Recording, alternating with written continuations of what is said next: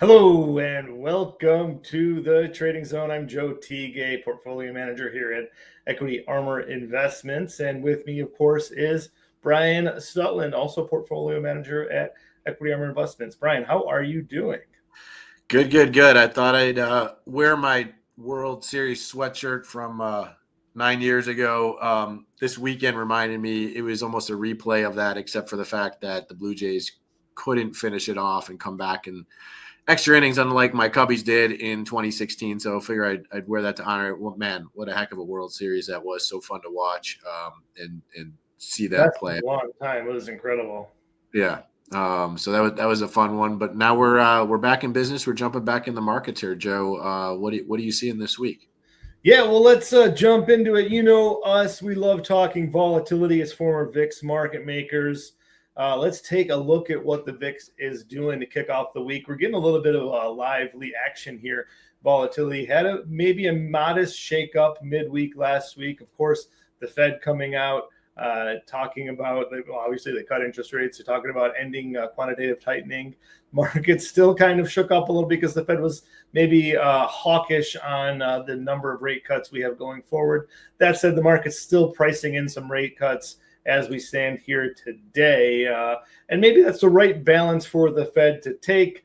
Do one thing, say another thing. They were very dovish on their actions. The end of the tightening is a lot of liquidity adding to the marketplace. So that's really good. And not surprisingly, of course, we see that liquidity being put into the marketplace. Brian, we have the MOVE index again falling. This is the volatility on bonds, the VIX of the bonds, if you will. And this is really good for stocks. Lower volatility in bonds means more liquidity in the market, means stocks can go higher. Yeah, it's really interesting that liquidity is just flush back in. The Fed did say they're going to end their quantitative tightening, which was an interesting signal because maybe, and then we saw gold kind of back off, and maybe it's a signal that, inflation is not as a concern. And that, there needs to be some liquidity in the system. It's interesting. They're going to back off quantitative tightening when the MOVE index is as low as it is. But we're seeing that the SOFR rate, that's the basically commercial paper where the interest rates trades above or equal in line with the Fed funds rate. We saw that gap widen over the last few weeks. And so maybe this is where the Fed is saying, wait, if this gap is widening, if commercial lending is not as prevalent, even though bonds as a whole, the pricing is sort of normalized and static, maybe we need to back off our quantitative tightening. So we are seeing that. But yeah, when you look at the MOVE index here, certainly trading this low means I think stock valuations can go higher. Yeah, and that tightening is a sign of a cash shortage. Adding or end of the tightening will free up some money into the system. Yeah, I think that's the bigger story than the Fed cutting. The Fed may be throwing some cold water on future cuts. I think the end of the QT is the bigger story for me.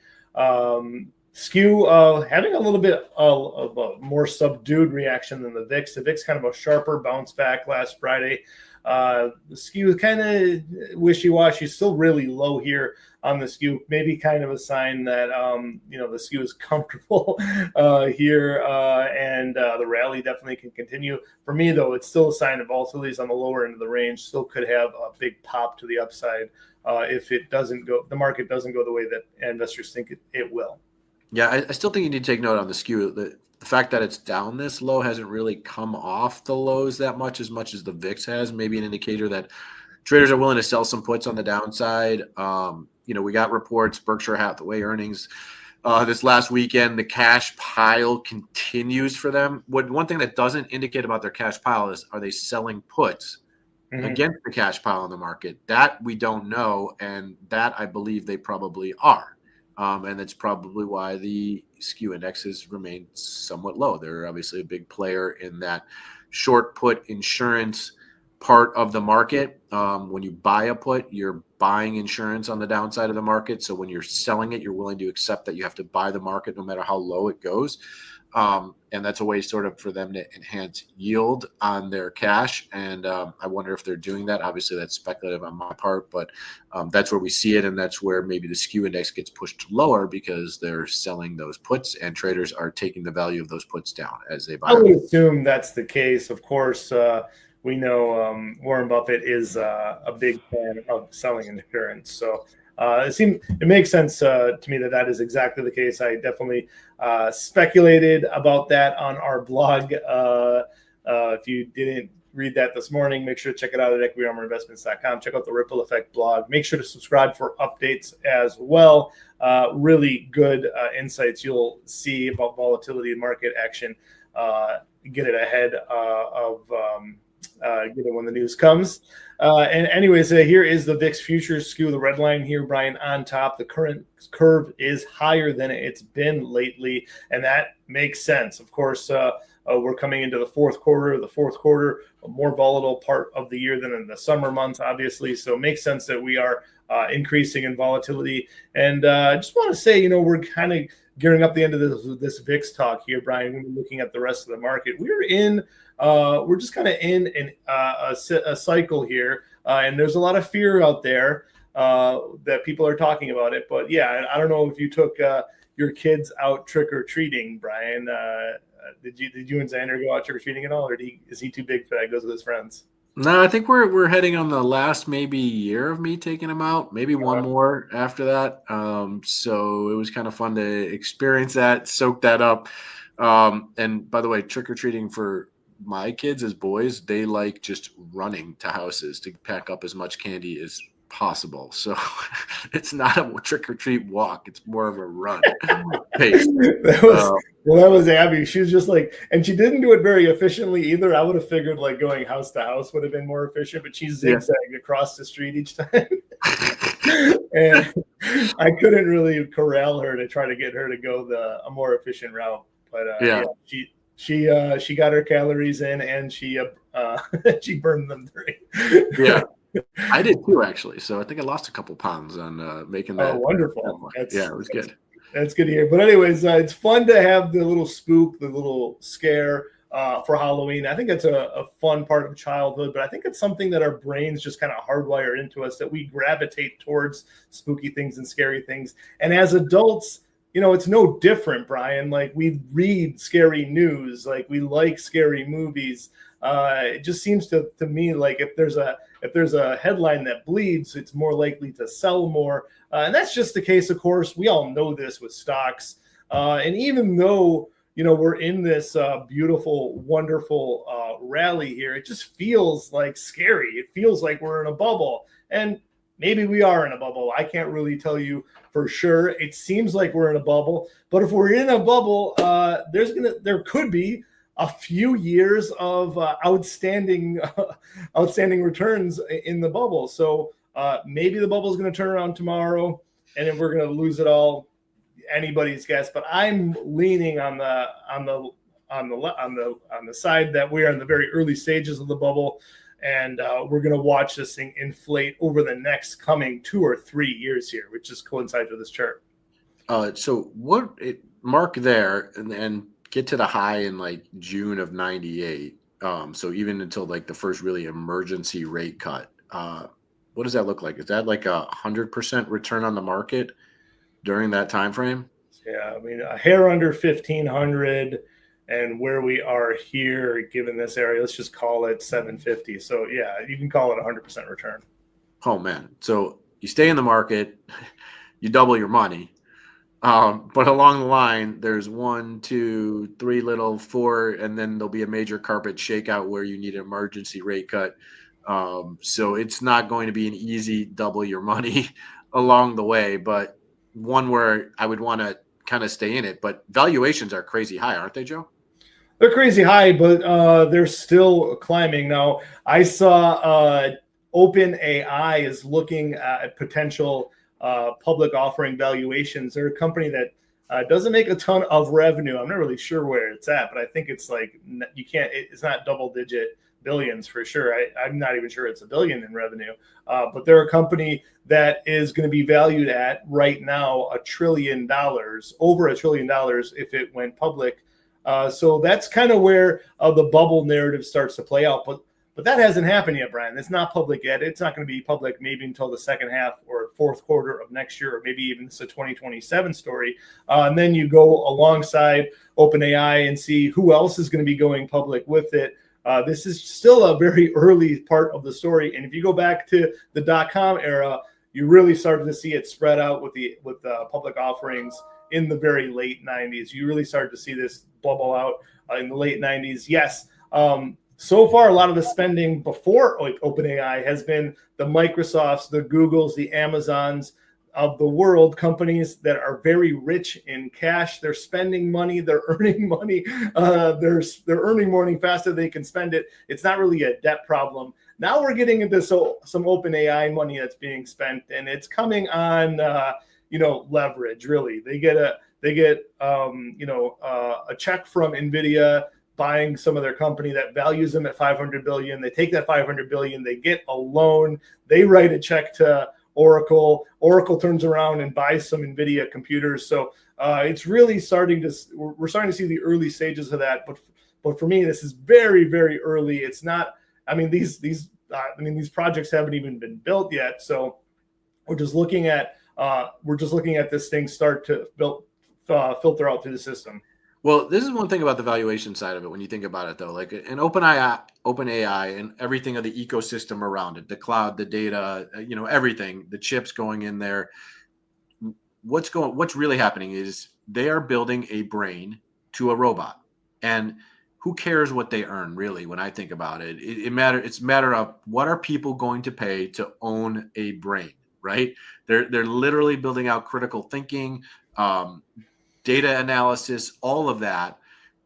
It's the next leg. And by the way, if you stick around, we're coming up shortly here. We have our trading zone trade. And Joe, I love the trade you came this week.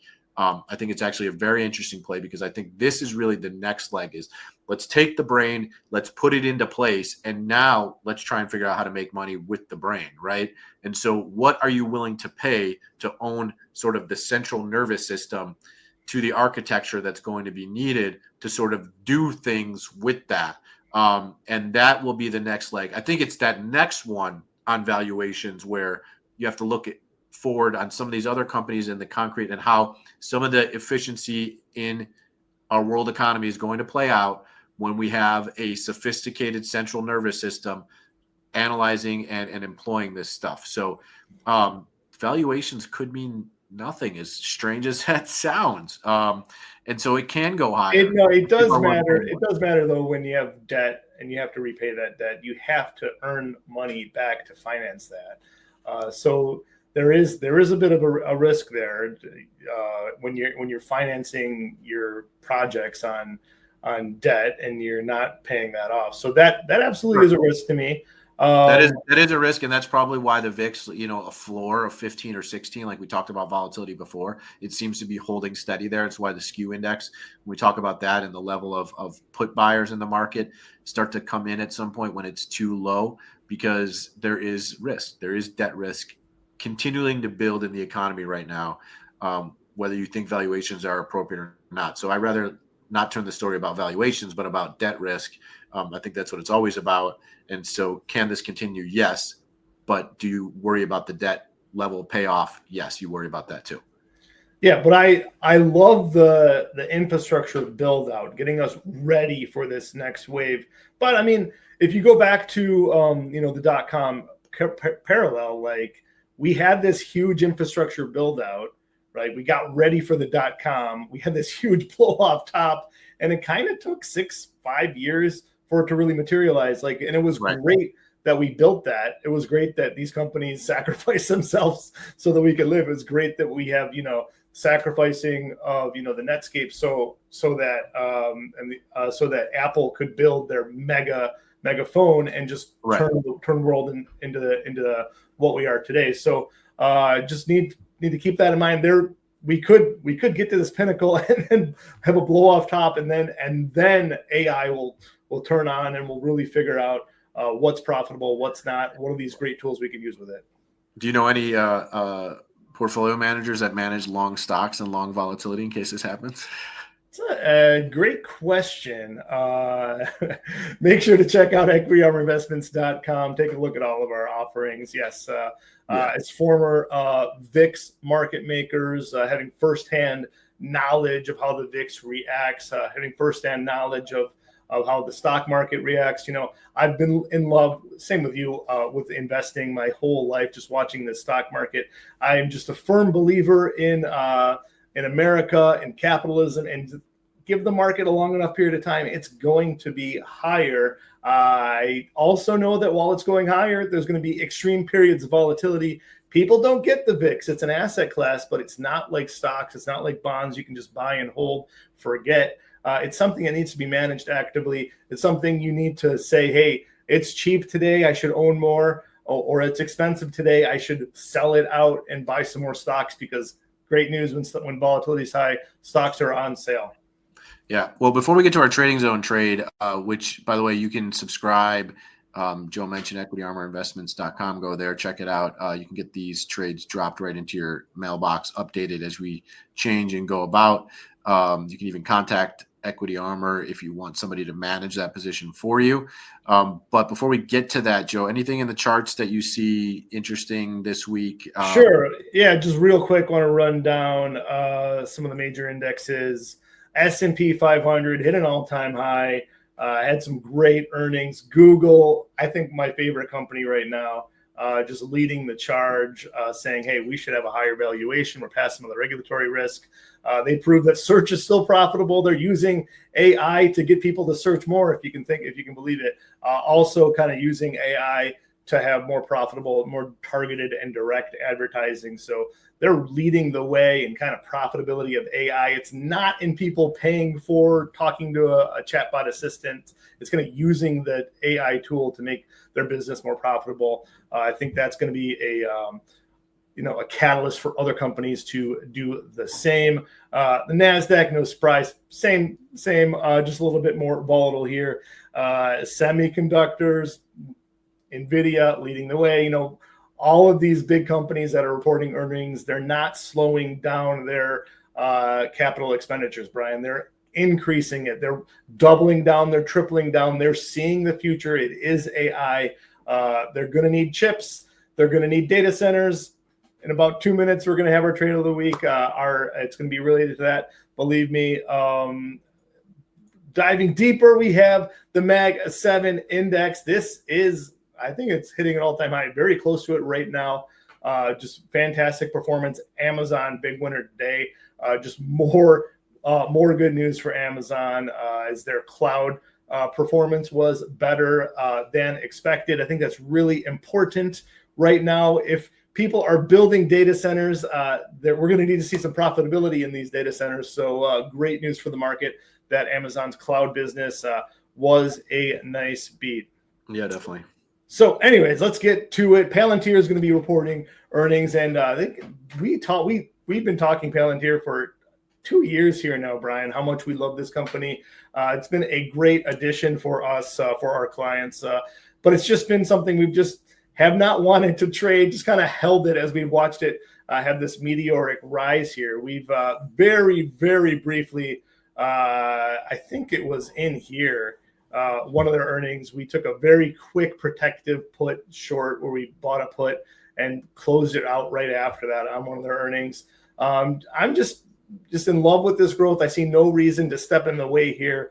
Just kind of watching it play out. And I'm thinking, looking at Google's earnings, looking at Amazon's earnings, this is the next wave of AI. It's not in a chat bot that can, make you feel good. It's not in, a video creation device. It's in using big data to make fast decisions that people can't do. And that's exactly what Palantir can do. That's what they can offer for governments and for companies alike. I think they're just going to continue to be growing along that method, and it's not going to end anytime soon. And I think, Brian, you and I have talked that it's going to take consultants. It's going to take people talking to companies, talking to individuals, saying, what are your specific needs? How can we utilize these tools, put them in place faster for you to take advantage of what AI is offering? And Palantir just is that company in a nutshell. Yeah, this is the next leg I was talking about is taking sort of the central nervous system, the brain, and then now putting that into place for businesses to utilize and figure out what makes them efficient. because there's so many, like the last 2% mile of building something out really takes somebody understanding the nuances of that business, and then putting the agents on top of that to learn about that nuance and then employ it. It's kind of hard to sort of figure out of nowhere unless you're in the business. And so this will be sort of the next leg up. Obviously, Google, man, that stock is just ripping. If you look at, I don't know, this first leg was a 6-month run higher from, call it 170 to 240. So you're looking at about a 50% return.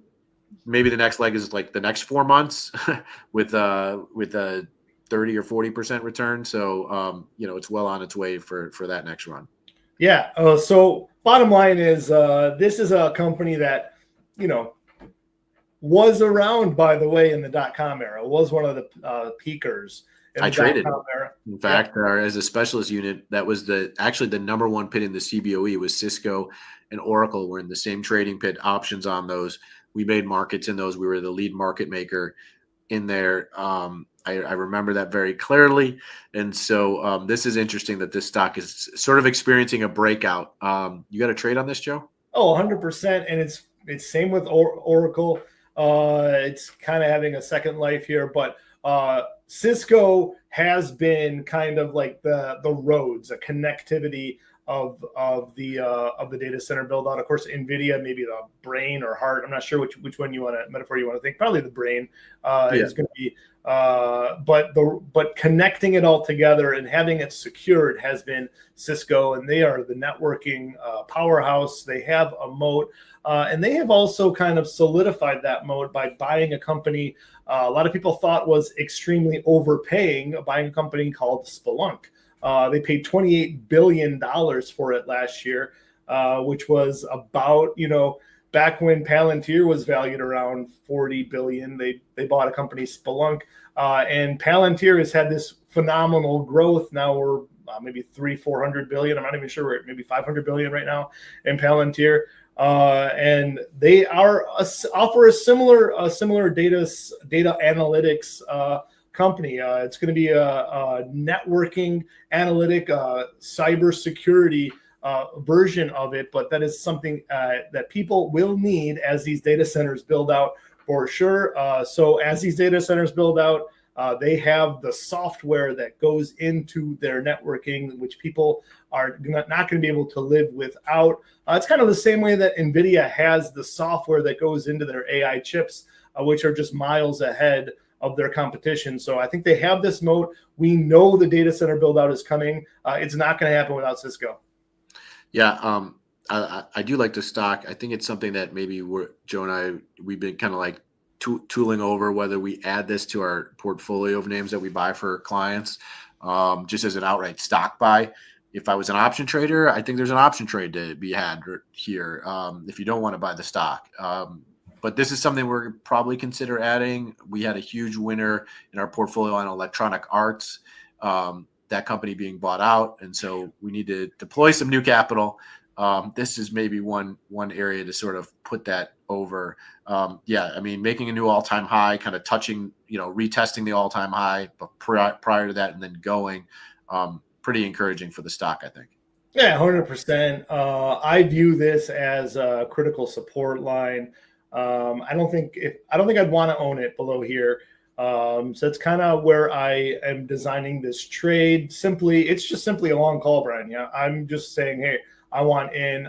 Maybe if we get a good Palantir result, we're going to get some sympathy here higher on this trade. They have earnings coming up next week, Brian. So maybe something I can look to sell a call if there's a run up over the next week before they have their earnings. It allows me access to the name. I'm going to buy the December 19th expiration here, 72.5 strike call, pay $4.25 for that call. It's already, $75+ here. So I'm already right around $75. So I'm already, it's already worth about $2.50 as we trade higher. I'm risking, of course, $4.25 if we trade down, but that's all I'm risking. Owning the stock, of course, it could trade much lower. Yeah, just explaining option trading. There's intrinsic value and extrinsic. intrinsic is the difference between the current stock price and the strike price, right? That's where you would have, that's a differential that you'd have to sort of pay as you sort of buy the stock and have the right to own the stock. The extrinsic value is the added premium that people adjust for volatility and time to expiration and earnings and dividend and interest. So that extrinsic value is only about 2% of the value of the stock. That's pretty cheap to me, when we still have an earnings play in that to go higher. So I love this as a way to, like, this is maybe a way to sort of get in the stock. If it rips higher, you're in with the call. If it rips lower and retests, let's say goes back down to previous all-time high, gets down to $70, you're out. You only risk the premium value of the call option. So I do like this trade as a simple just way to initiate a position into Cisco. Absolutely. Just kind of biding my time here ahead of earnings. Want to get in here. The first 3 days of November are 3 of the best trading days of the year for the stock market. I know there's a lot of worries out there. People are worried about the bubble. People are worried about the Hindenburg omen and everything else there is to worry about. But I'm just going to ride it higher. No, if it goes to the downside, I'm protected. I'm fine with that. But I'm just looking for more upside here. All right, well, it's been a great show. Make sure you tune in every Monday, noon Eastern. Have your lunch, listen to our trades, subscribe to our trading zone. Get these trades delivered right to your inbox as we make changes. We're here every week talking volatility, talking the nuances of the market, and, of course, giving our trade idea of the week. This is Brian Stutland here at Equity Armor Investments with my colleague Joe Teague. We'll catch you next week, noon. Tune in every Monday. Catch you then.